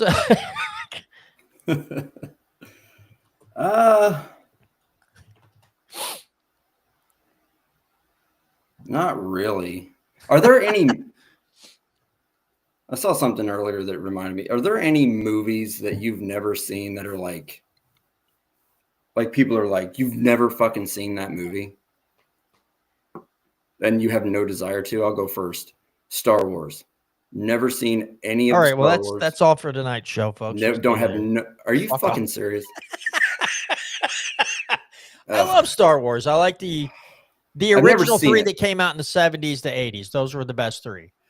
So the only thing I remember is somebody gave like my mom the original three on like VHS when I was a little kid, and she was like, "Oh, you'll like these." I remember nothing, hardly anything from it, other than it was so fucking boring. I literally played with toys or whatever it was while it was playing in the background. I couldn't do it. And the clips that I've seen, I was just like, I know I'm not gonna like that. But are there any movies? There's several that I've never watched, and people are like, "Oh my god!" And I'm like, I guess I'm a movie snob. There's only certain types of movies that I watch generally. That's how I am. Yeah. And a lot of things that other people watch, I'm just like, I have no interest in. Like, I have family that thinks that the movie Elf with Will Ferrell is just one of the funniest movies ever. I tried watching it. I didn't laugh at all. I was like, this isn't fucking funny. It wasn't funny, and it took forever to get to the goddamn, like, it was a slow, to me, it was like, seemed slow, and it was just like, ugh, what is this? Yeah, I didn't like it either. So I'm trying to think here. There's so many to list. Like the Jay and Silent Bob movies. Oh my God. I watched a clip of one and I go, that's not funny. No, Kevin Smith's movies are not funny. I'm sorry. Have you ever seen Clerks? No. People think that movie is like hilarious. and it was like there was maybe two funny parts that you wouldn't laugh out loud at, but people will just go insane. I've Okay. seen it. Like I've seen it going into it, like thinking, "Oh, dude, everybody says it's funny." It wasn't, but I'm like trying to think of like a really popular one. Like, okay, here's one everybody raved about, right? Dances with Wolves. Never seen it. yeah, you're not missing anything. It's a 5-hour movie about a guy who like becomes friends with Indians. That's all it is. It's extremely boring. I'm trying to think, but I'm trying to think of something that's super popular. Everybody's like, oh, that everybody be like, oh my God. I can't really think of any off the top of my head, but Have you ever seen Citizen Kane? no. Me neither. Gone Now, with the Wind. I watched that one. Watched it with my wife. Didn't think I would like it. It actually wasn't a bad movie. I was shocked. I'm like, I'm not going to like this. Watched it all the way through. Looked at my wife when we were done watching. I go, you know what? That honestly wasn't that bad of a movie. It wasn't bad. It wasn't anything where I'm like, oh my God, I got to watch that again. But I wasn't disappointed in it. It Yeah. was a decent movie. Like a lot of those old movies I haven't watched, right? And I don't plan on it. There's only one that someone has told me about.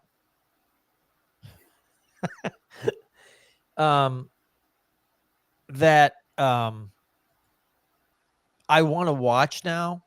It's only because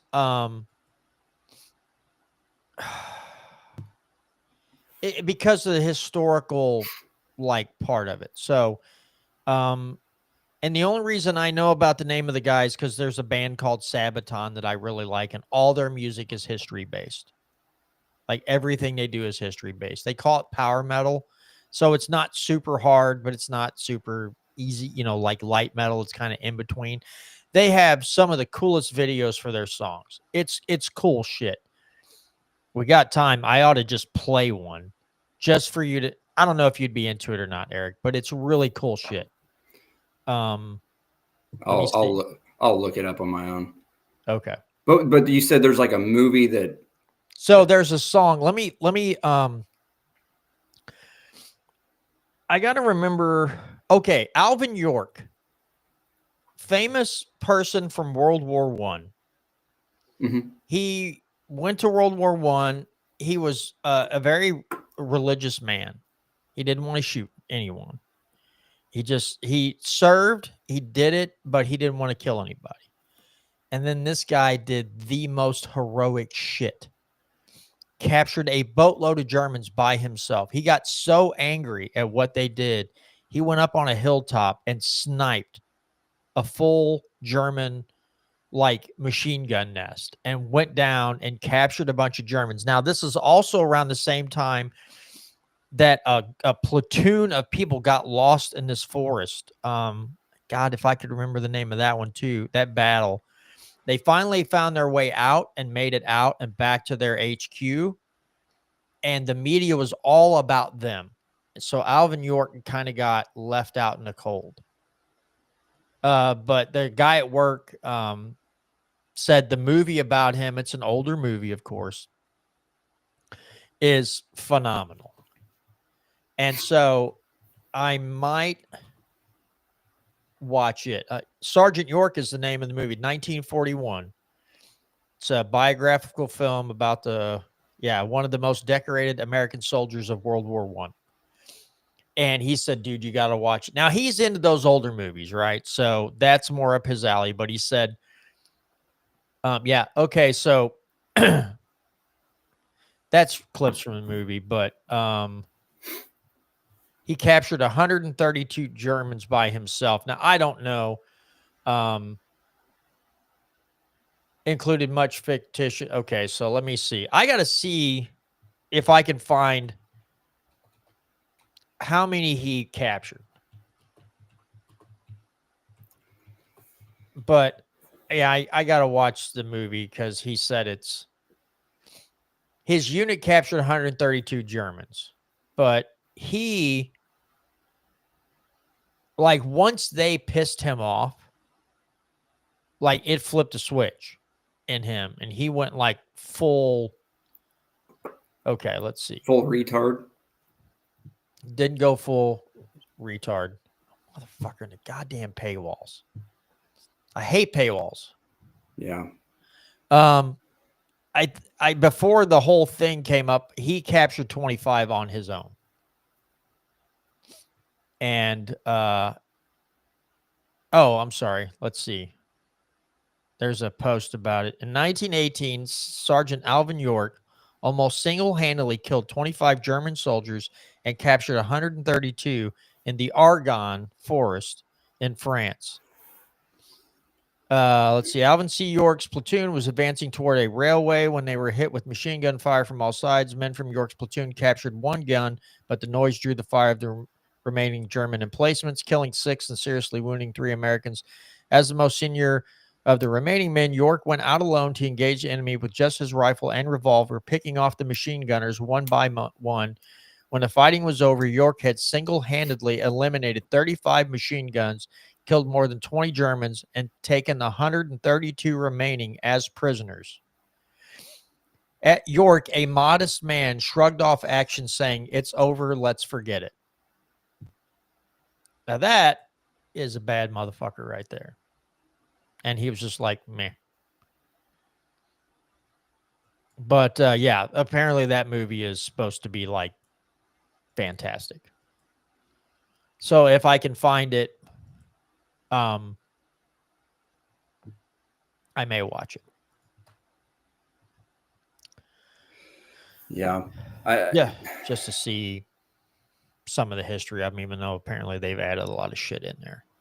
Yeah, there's certain movies that I've been disappointed by, movies that people are like, oh, it's a fucking classic, and it's just like The Deer Hunter. What? Why? Have you ever seen that? No. Goddamn. You want to talk about a slow burn bore fest. There's a lot of people that are just like, no, that's one of those movies that everybody should watch. It's amazing. It'll change your life. Fucking shit. Like, no, it made me not want to watch a movie with Christopher Walken. Was horrible in it. Like, everybody talks about how great of an actor he is. It's like, in that movie, like, De Niro was in it. Christopher Walken. Probably is a very unpopular opinion, by the way, but holy shit, was that movie. Old movies like that are, there's something about them that are just confusing. Like, the way they act is like, no real person would act like that. This is not acting. This is something happening that would totally ruin a person's life or change a person's life, and then they just go on to the next scene. It's like it didn't even happen. I don't know, it's so bad. Everybody, have you ever seen Raging Bull? Nope. You know, I have a thing with De Niro movies. Like, I'm just not a fan. I like him in like Goodfellas and Casino and stuff like that, but other than that, mostly. I honestly like Goodfellas. Great movie, in my opinion. And all, Joe Pesci and what's the other guy's name? Fucking can't think of his name. Great. De Niro could have been anybody. Like, any other actor could have played him, and I would have been like, yeah, that's fine. I guess I just don't get De Niro. I don't get what's great about him. He might be great, but he's generic. He's very replaceable in every movie he's ever been in. I honestly think that, like, anybody else could have done what he did in that movie. Good possibility. I mean, trying to think. Yeah, I'm not a big Robert De Niro fan. I'm just like, meh. I'd say another movie. Well, there was another one I was gonna. No Country for Old Men wasn't a bad movie. It was just really odd. It was an odd movie. Yeah. It wasn't bad. It was just really odd. I tell you a movie. I don't know. Like I think we mentioned this before too. I have movies that I can watch a million times and not get bored of. Like Tombstone. I can watch that movie all the fucking time. Love it. Another one that I know a lot of people like, but they don't talk about is Open Range. I love that goddamn movie. Such a great. I'm not into Westerns much. I love that goddamn movie. Like Yeah. when the action gets going, it's full tilt. The only thing I remember from that movie is the acting was a little cheesy. I don't know why. It just seemed, I don't know. It seemed a little bit on the cheesy side, but yeah, it wasn't bad. Wasn't a bad movie. Yeah. And I'm the same way. I'm not into Westerns either. They're kind of boring to me. But yeah, that one and Tombstone I can watch a lot. Hunt for Red October. I don't know how many times I've watched that goddamn movie. Jesus Christ, I've watched that movie 40, 50 times. I don't ever get bored of it. Love it. I don't not much a Baldwin fan, but Connery and some of the other characters in that movie were fantastic. I really liked it. Was that wasn't the one with Denzel Washington, was it? No, that was like what the fuck? I can't remember. They're But both there's submarine movies, right? yeah, Okay. where he like I'm kind of thinking took over command. Because there the guy who just died, and Denzel Washington, the actor that just died when he was like 90 something. Gene Hackman. Yes, it's Gene Yep. Hackman. I think it was Gene Hackman and Denzel Washington. Yep, and then I there can't was think of what U571. Yeah, and that had what, Harrison Ford in it? Or It who had was Bon in that one? Jovi and Matthew McConaughey, Oh wow. and who was the old guy? I heard that one was pretty good. I've just never watched it. It's all right. Yeah, like some of those, there are movies that I can watch over and over again, and there's some movies. Okay, here's what fucking drove me goddamn insane. When they released It Part 1 and 2, and people at work were like, "You got to go see it. It was so close to the book." I started watching it. I mean, 10 minutes in, I was like, "The fuck is this?" Yeah, Not even close. It was I've never so read the far. book. Okay. Did you watch the movies? Yeah, and I watched the first Original? one, Like with Tim Curry and all that? Yes. Okay. The second one, like right at the beginning, it shows Mike Hanlon, the black boy, like pedaling to go drop off like stuff that his dad had butchered to the butcher shop, right? And then the back door, like it shows like there's fire inside the building and people are trying to claw their way out. Right? No, not even fucking close. Like his part of the story from the book is he goes out and he would like do chores for his dad, and then once once a week his dad would just get on his bike. This kid Mike would get on his bike and drive. He would ride his bike to someplace new, and the only thing his dad said is, "Bring me back something interesting from wherever you go." So he would just try to find something interesting. So he goes out to the old standpipes, they call it. He's out there fucking around, and suddenly he's being attacked by this giant fucking bird, like something from a Godzilla movie is coming after him, and he escapes. Now, later on, his dad is dying of cancer. And his dad is talking about when he was in the army. And back then, when his dad served in the army and whenever it was, there was a lot of racism and shit.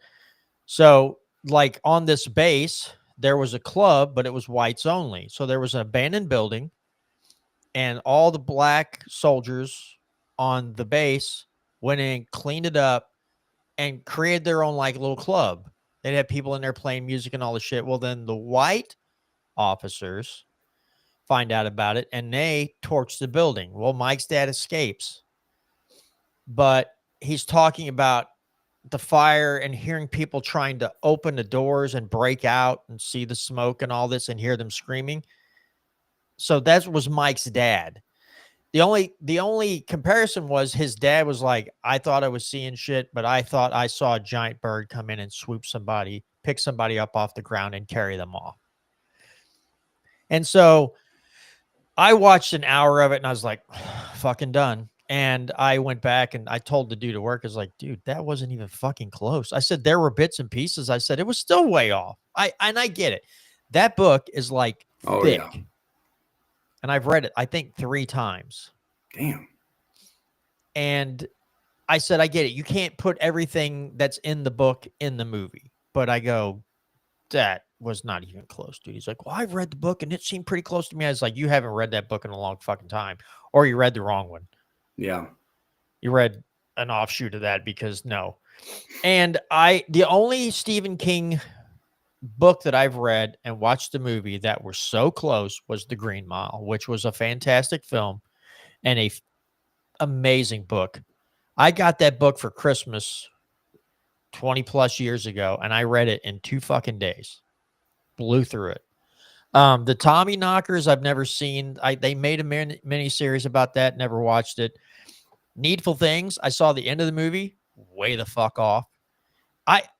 That's my problem, dude. I'm such a purist. Like if I read a Stephen King book and he's a masterful writer,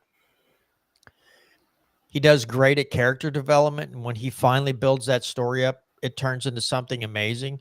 And people are like, I'll make a movie about it. I'm like, I really wish you'd stop. You're right. Now, there's one. If someone could take Salem's Lot and make that movie 80% as good as the book, I'd be so happy because none of those books scared me.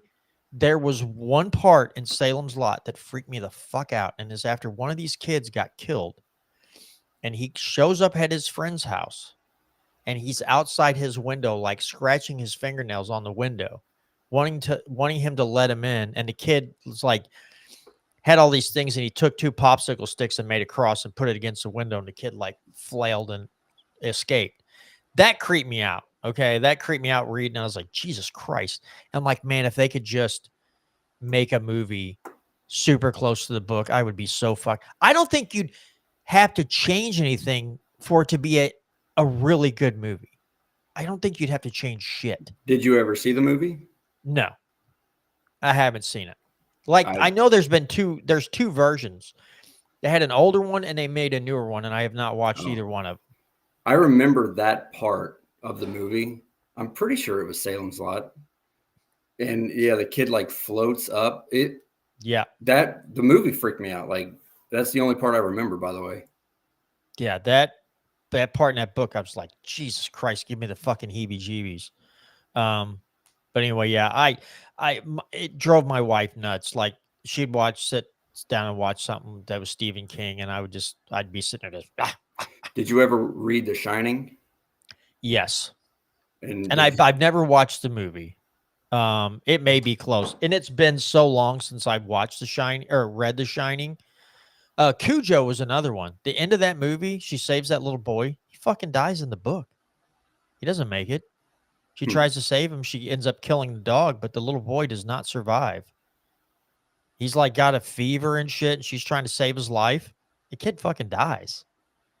And she didn't have enough cowbell. But I remember seeing clips of that movie, and that movie scared the shit out of a lot of people. I remember St. Bernard's. Everybody was scared of St. Bernard's after that for a while. It was a good book. It was a great book. And it's been so long since I watched the movie. I don't know. But hey, we're 30 seconds away from the 2-hour mark. So we're going to go ahead and shut this bitch down. And maybe next week we'll just have to get in the whole fucking movie thing. Because anytime we get on this subject, we go for a while. Yeah. So we'll have to keep that in mind. All right, folks, that's going to do it for this week's edition of the No Integrity Podcast. I do 2 podcasts and almost fuck that up